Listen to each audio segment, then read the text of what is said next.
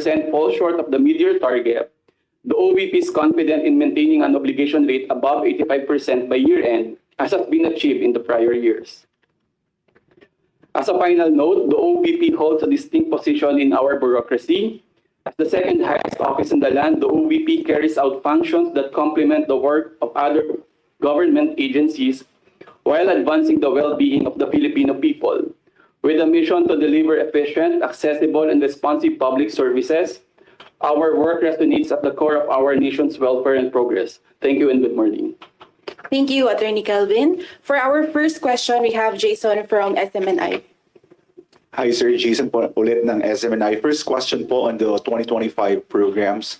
Kumusta po ang pagpapatupad ng mga programa ngayong 2025 given na limited lang po yung budget ng ahensya? And have all the funds already been exhausted or are there still remaining resources po to sustain the programs until the end of this year? Okay, good morning, Jason. The first question on the implementation will be answered by our Director for Operations, Norman Baloro, and on the utilization, it will be answered by our Budget Chief, Attorney Calvin Tenido. Thank you, Asik. Well, foremost, sir, we would like to inform the public, especially the Filipino people, that the flagship programs of the Office of Vice President are well implemented effectively and efficiently all across the country, especially in our 10 satellite offices. Not just to brag, sir, but there are a lot of people already, being felt already the programs and services of the Office of the Vice President. So all of these programs, again, are well implemented on ground, and this is with the support of the satellite offices all across the country. For the utilization, as mentioned earlier, as of June 30, the obligation rate of the OVP is 34.3% of the available allotment. We make do of what we have in implementing the programs, and we commit to deliver the services that the OVP has started since 2022. Thank you. Sir, second question on the 2026 deliberations naman po. What challenges do we expect to face during the process? Do we anticipate encountering the same issues such as confidential funds being tackled again at paano po natin ito pinaghahandaan? Okay, again, thank you very much, Maimuntag, Jason. So on the question, the OVP is currently preparing for the budget hearing for tomorrow, and we are ready to answer any questions that will be asked of the team for tomorrow. So we are collating all the necessary documentations for us to be able to properly defend the proposed budget of the OVP. Pero expected natin, sir, yung confidential funds matatakil kahit wala naman kayong request. Again, we will try to answer all the questions that will be asked tomorrow of the OVP. We are preparing. Wait lang po. Thank you, Asik. For our next question po muna, we have Jed from UNTV.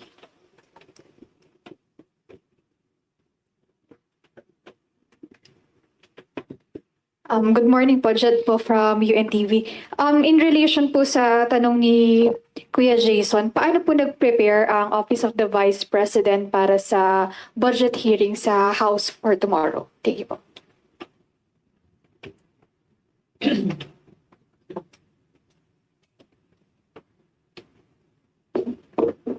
OVP, through the budget division and in coordination with the other divisions of the OVP, has consolidated all the reports submitted. We reviewed it, and we also considered the possible questions to be raised to the OVP. Next question po. Do we have an idea if VP Sara will go personally po sa budget hearing sa House tomorrow? In relation to the attendance of the Vice President to the budget hearing tomorrow, she has not yet provided a final answer if she will go to the hearing or not. Thank you, Asik. For our next question, we have Kat Domingo from ABS-CBN. Good morning, sir. Katrina Domingo from ABS-CBN News. Hot topic online nowadays is the travel expenses of the Vice President. So far, under the 2025 budget, how much has the OVP spent for the Vice President's trips abroad? Thank you, Kat. The question will be answered by Attorney Calvin Tenido. For 2025, around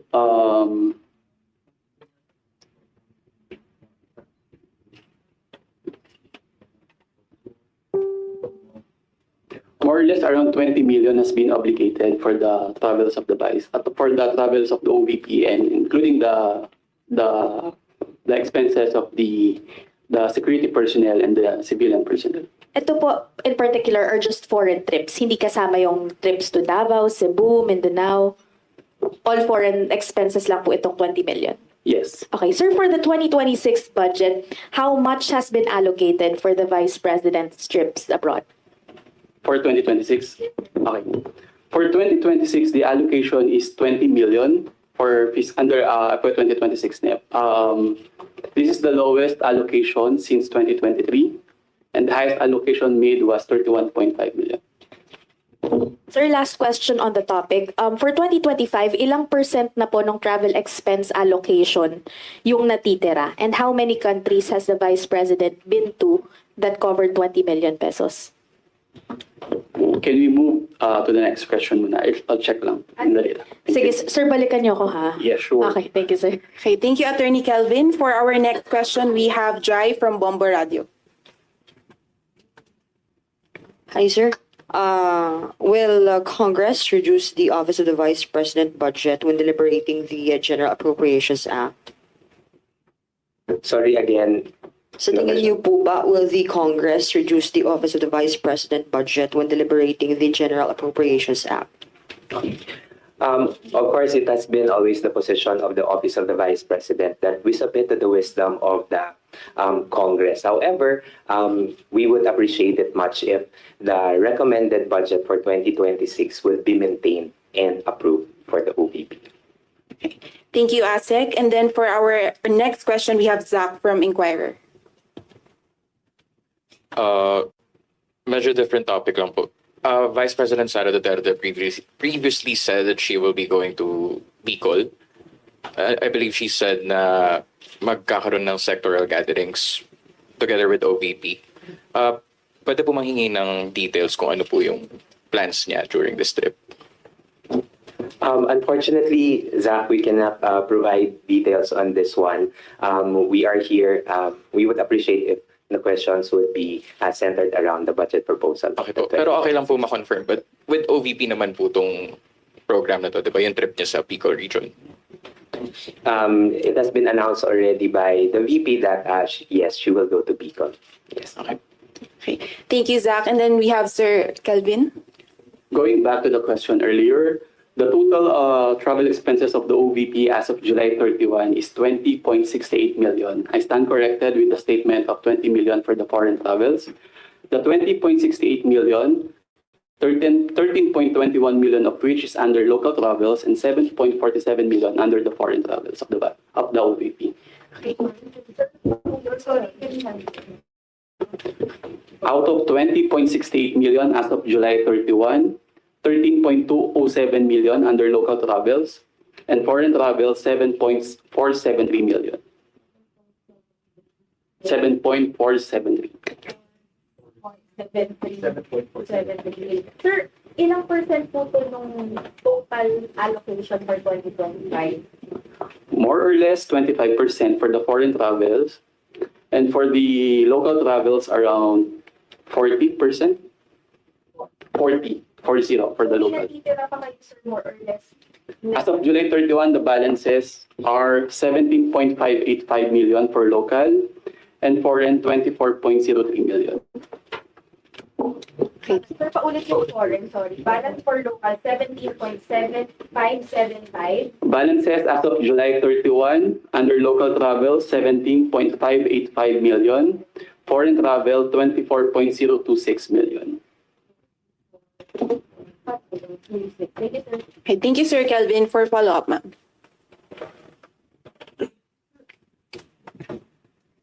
Good morning po. Belia Carriazo from the Philippines.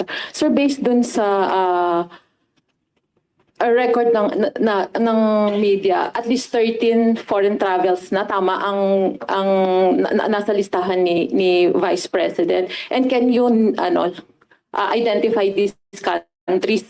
Nakatuloy po ba yung sa Nagoya and yung sa Tokyo this September 20 and 21? Okay, thank you, Ms. Bella, for your for the question.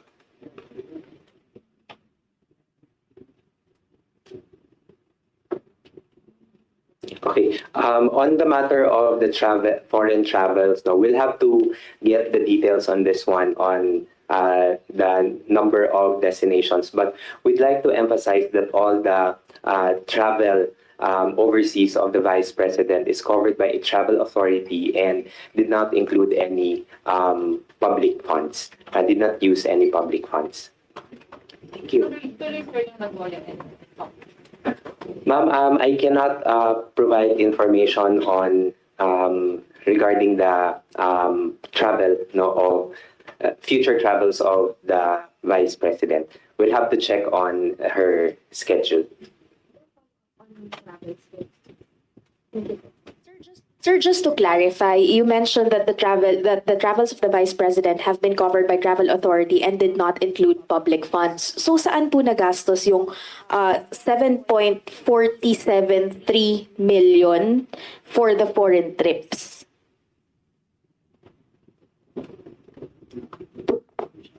The 7.47 million was utilized for the security personnel of the OVP and including the close-in or the civilian personnel.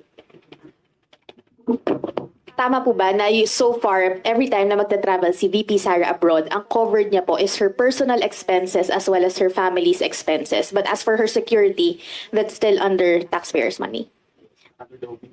Under the OVP fund. Thank you, sir. Okay, we have follow-up from Rappler. This is still about the budget. Yeah. Hi po, I'm Bons Magsambal from Rappler. Sir, I saw sa presentation kanina that the Pagbabago campaign will be allotted 100 million. So will 2026 Pagbabago campaign still include ang Kaibigan book by VP Sara, and how much budget is allocated for this? Thank you, Sir Bons. To answer the question, we don't have the Kaibigan book for the Pagbabago campaign. We still have maintained the Pagbabago bags, the dental kits, and the school supplies for the 100,000. And that would bring around 200,000 bags for the 10 satellite offices all across the country. Sir, what triggered po yung removal ng ang Kaibigan book doon sa Pagbabago bags, of course, which has been criticized in the previous years? Okay, so we took note of the comments and recommendations of the Congress during the budget deliberation of the OVP last year. So we took note of that. And again, for this year and the years moving forward, the Pagbabago bag will include the bag itself, and it will contain school supplies and the dental kits as initially proposed. Okay, thank you po. Thank you, Asek. Another follow-up. Good morning. I'm Raymond Antonio from Manila Bulletin. May we know who's the OVP budget sponsor? And have you initially meet him or her regarding this deliberation? Thank you. Yes, we already have a budget sponsor for the OVP. It will be Congressman Jose Alvarez of Palawan, and we have already provided them with the necessary information in preparation for the budget hearing for tomorrow. Thank you, Asek. Do you have any more follow-up questions? How about for the Senate?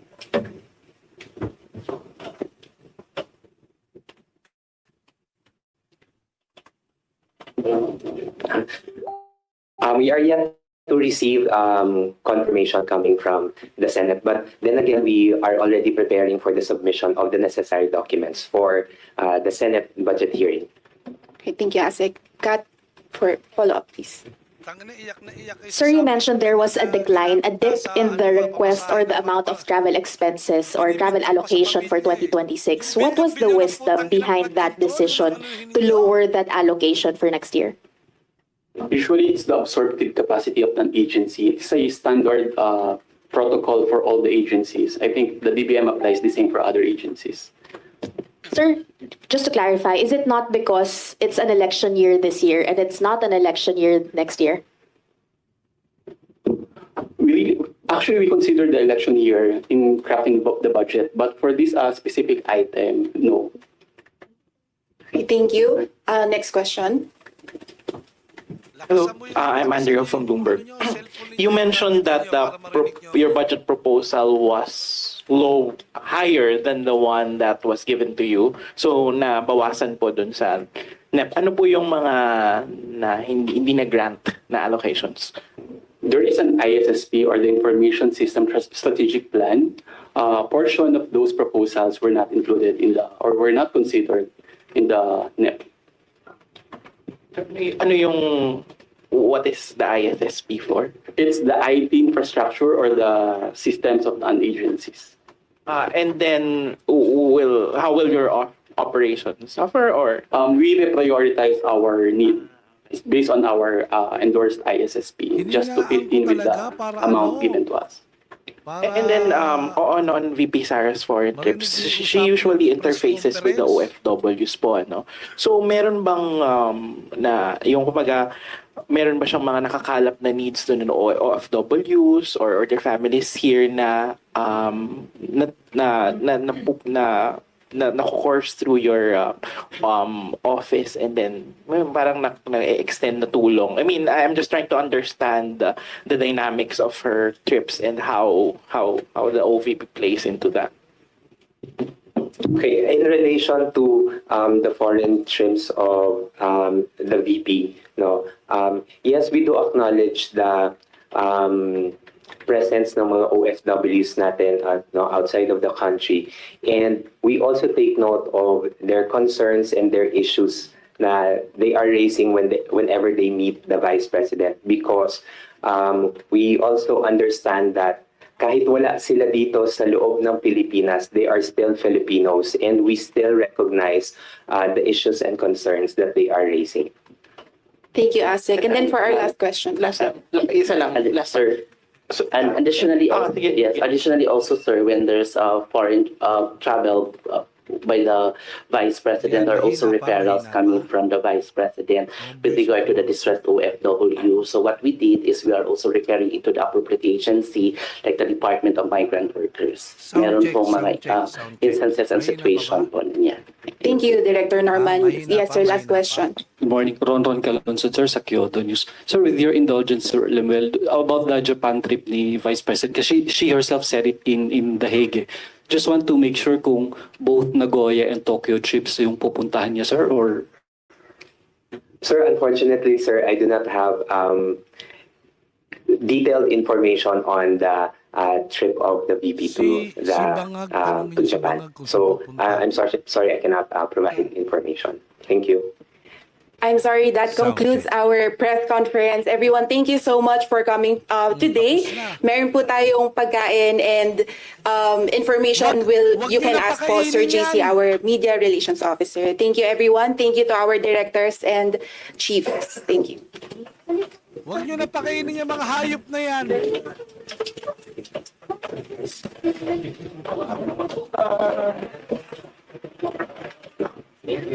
May pagkain daw.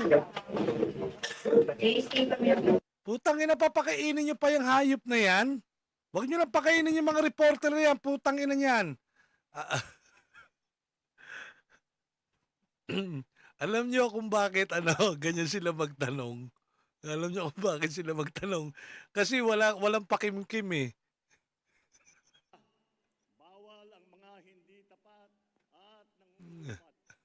Wala kasing pakimkim, kaya ganon.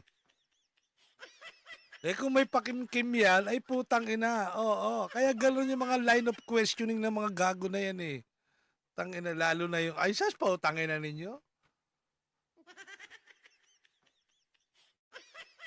Mahina pa ba yung volume natin? Yung mic natin? Mahina pa ba? Mahina pa ba? Mahina? Mahina? Ano bang gusto nyong anong bang gusto nyong boses? Mga lintian tong mga ito eh. Puro reklamador. Diyos Maria Josep.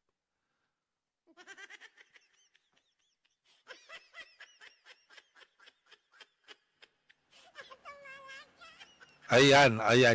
Gusto nyo ganyang kalakas? Ha? Animal to mga... Okay na yan. Okay na yung mga ganyang kalakas. Pambira naman kayo.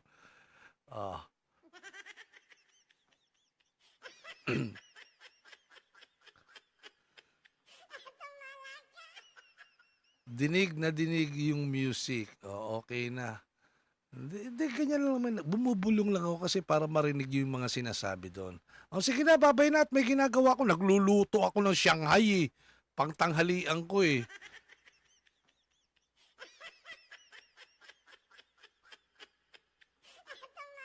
O sige na, mamaya magla-live tayo mamaya ha. Magla-live tayo mamaya. Siguro mga ano, ay, wala pa akong topic.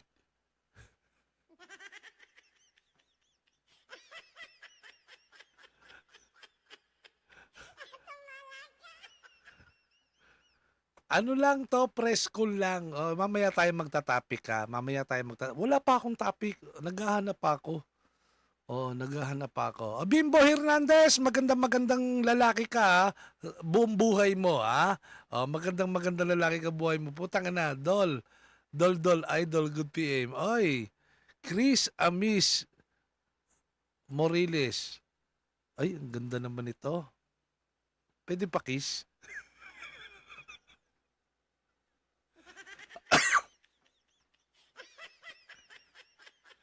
Lilibet in the kitchen. Oy, ano niluto mo, Lilibet in the kitchen? Ako magluluto ako Shanghai, nagbabalot ako ng Shanghai. Oo. Oo. Nag-request yung bunso ko eh.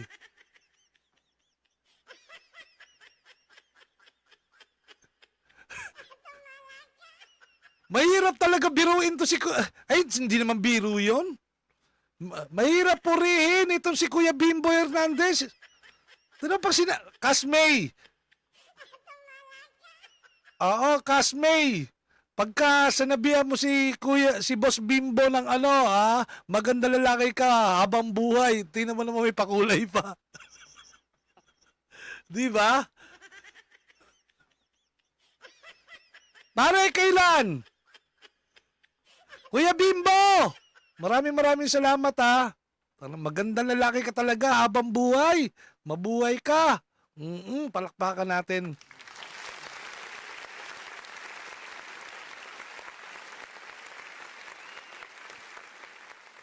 Sige na, mapapaalam na ako. Magla-live ako mamaya.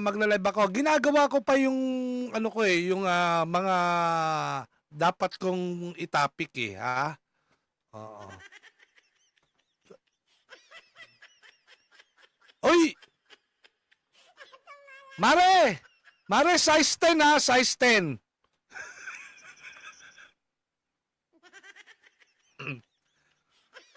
Mare, size 10 ha.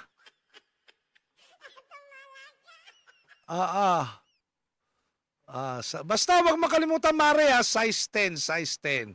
Sige na, babay na, love you all. Kita-kita tayo mamaya. Babush. Nako, si Ate Lilibit oh. Nako, madali rin biruin. Ano ba yan?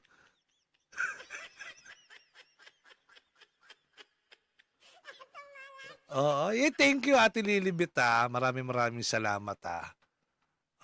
Yan. Good morning. Inaayos ko lang yung script ko. Ayun, napapagod ako, napuyat ako agabi. Subukan mo mag-end. Wala nga tayong topic pa, hindi ko pa na-prepare. Pambira kayo, oo. Wala pa akong thumbnail.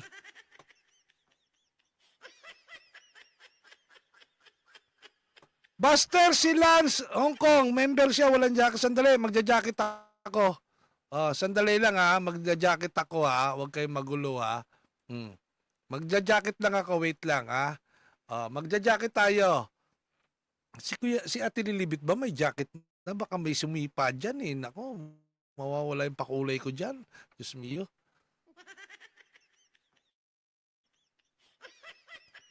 Lilibit. Si Lance Hong Kong, add moderator, save, tapos si Ate Lilibet, add moderator, yan. Ay putang ina. Lahat na mapapakulay, kukulayan ko yung pangalan nyo dyan sa YouTube.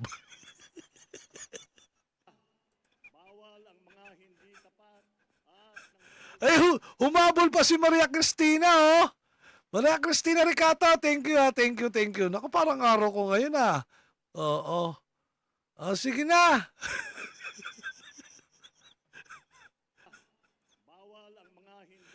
Kita-kita tayo sa live ha, mamaya. gagandahan natin. Oo, gagandahan natin. Kasi alam niyo kung bakit? Magkakaroon daw di umano ng ano tong title ko rito? Magkakaroon ng cleansing. Magkakaroon ng cleansing sa Blue Ribbon Committee. Magkakaroon ng cleansing sa Blue Ribbon Committee. Sino-sino kaya mga nilinisin dyan? Kasama kaya mga senador?